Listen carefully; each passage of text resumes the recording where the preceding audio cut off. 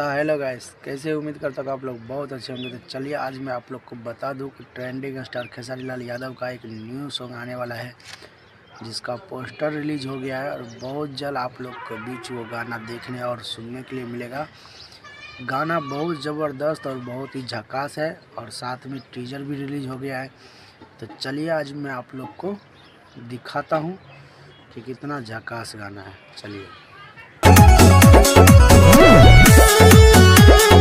तो hello guys, कैसा लगा वीडियो देखकर? वीडियो अच्छा लगा तो प्लीज़ हमारे ब्लॉग दबंग चैनल को सब्सक्राइब कर दीजिए और अपने तमाम दोस्तों में शेयर कर दीजिए।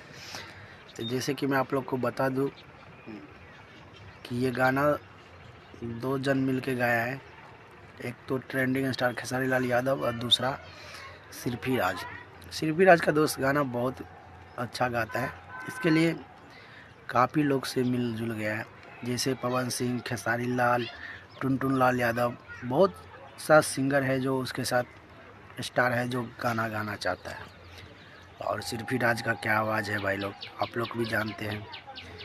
ये वीडियो बहुत ज़बरदस्त होने वाला है, तो शुरू से अंत तक देखिएगा और 2 से 4 दिन के अंदर में ये गाना आप लोग को अपने YouTube चैनल पे मिलेगा, क्योंकि ये गाना बहुत ही ज़बरदस्त और बहुत ही झकास है।